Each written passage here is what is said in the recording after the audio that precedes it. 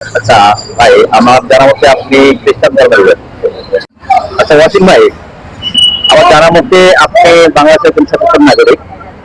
আপনি 24 পরবর্তী বাংলাদেশ কেমন বাংলাদেশ দেখতে চান? 24 পরবর্তী আসলে আমরা যে বাংলাদেশটা দেখতে চেয়েছিলাম সেটা হলো এই যে 1500 স্টুডেন্টরা বা সাধারণ জনগণ যে রক্ত দিয়েছিল, আর প্রায় 41,000 মানুষ পঙ্গুত্ব বরণ করেছে, বিভিন্ন অঙ্গহানি হয়েছে। আমরা চেয়েছিলাম একটি সুন্দর বাংলাদেশ, যে বাংলাদেশে থাকবে না কোনো ধরনের চাঁদাবাজি, যে বাংলাদেশে থাকবে না কোনো ধরনের দুর্নীতি, যে বাংলাদেশে থাকবে না কোনো ধরনের বৈষম্য। কিন্তু 24 পরবর্তী কিছু কিছু রাজনৈতিক দল যারা নিজেদেরকে অনেক বড় মনে করে, তারা অ্যাকচুয়ালি এটার এজেন্ডা নিয়ে নিচ্ছে যে তারা খারাপ কাজ করবে, আবার যাতে এরকম 50-53 বছর পরে আবার যাতে আমাদের দেশে মানুষ রক্ত দেয়। কিন্তু আসলে সেটা তো বন্ধ হওয়া দরকার।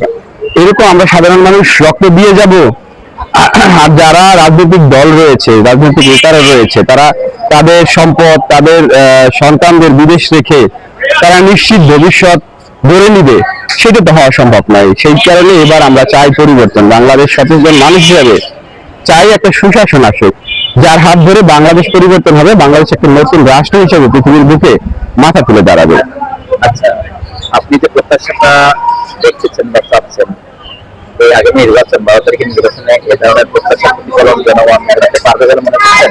হ্যাঁ, অবশ্যই। যদি মানুষ তার ন্যায় ও ইনসাফ, বিশেষ করে আপনাকে একটা থিওরি দেই, আমাদের প্রত্যেকটা ঘরে কোনো না কোনো বাচ্চা কাচ্চা রয়েছে। আমাদের যখন ছোটবেলা ছিল তখন কি এই জিনিসটা কখনোই ছিল যে একই স্কুলে যখন একটা ছেলে 1 থেকে 10 পর্যন্ত পড়বে, প্রত্যেক বছর কি তার ভর্তি ফি দিতে হবে? এটা একটা চক্রের সাথে আমরা জড়িত, একটা চক্র জড়িত, যারা কোনো না কোনো ভাবে রাজনৈতিক দলের লোক, আর তারা এইটা থেকে আমাদের পকেট থেকে একটা বড় ধরনের অর্থ নিয়ে যাচ্ছে। সেটা হলো অস্ত্র শস্ত্র কোনো কিছু ছাড়াই আমাদের লুট করতেছে রাজনৈতিক দলের নেতারা। তার সাথে রয়েছে বিভিন্ন সরকারি দপ্তরে গেলে ঘুষ, তার সাথে রয়েছে একটা সাধারণ মানুষ যদি রাস্তায় কোনো ধরনের ব্যবসা করে, ফুটপাথে বা আশপাশে যে জায়গায় হোক, তাদের কাছ থেকে নেওয়া একটা চাঁদা, এই সবকিছু মিলে বাংলাদেশের লোক ফেড আপ। সেই ফেড আপ হয়ে 5ই আগস্ট একটা অভ্যুত্থান ঘটিয়েছিল, ভাবছিল হয়তো বাংলাদেশটা একটা সুন্দর জায়গা দিয়ে পৌঁছাবে। কিন্তু আমাদের দেশে যারা বড় দল হিসাবে নিজেদের দাবি করে, তারা বড় এই ধরনের এজেন্ডা বাস্তবায়ন করে নিয়েছে। তারা লুটপাটে ব্যস্ত, তারা সহিংসতায় ব্যস্ত, তারা দুর্নীতি ঘুষে ব্যস্ত। আমি অবশ্যই বিশ্বাস করি যে এখন এই যে 12 তারিখ যে নির্বাচন, সেই নির্বাচনে মানুষ লাল কার্ডের মাধ্যমে তাদের পরিহার করবে, একটি নতুন দেশ গড়তে সচেতন নাগরিকরা এবং সমস্ত দেশপ্রেমিক নাগরিকরা ন্যায় ও ইনসাফের পক্ষে থাকবে। আধিপত্যবাদের বিরুদ্ধে আপনার এবং জনগণের কাছে যে আপনারা যাচ্ছেন বা আপনি যাচ্ছেন, এর কেমন খারাপ আছে? আধিপত্যবাদের বিরুদ্ধে জনগণের বিস্ফোরিত বুকের মধ্যে যে ক্ষোভ রয়েছে, তার বিস্ফোরণ হবে 12 তারিখ। কারণ এখন অনেকেই মাসেল পাওয়ারের জন্য, মাসেল পাওয়ার আমাদের দেশে অনেক ইম্পর্টেন্ট।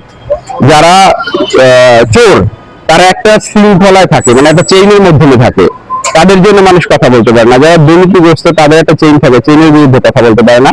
যারা চাঁদাবাজ, তাদের সাথে অতপ্রত ভাবে অনেক বড় টিম থাকে, যার জন্য মানুষ কথা বলতে পারে না।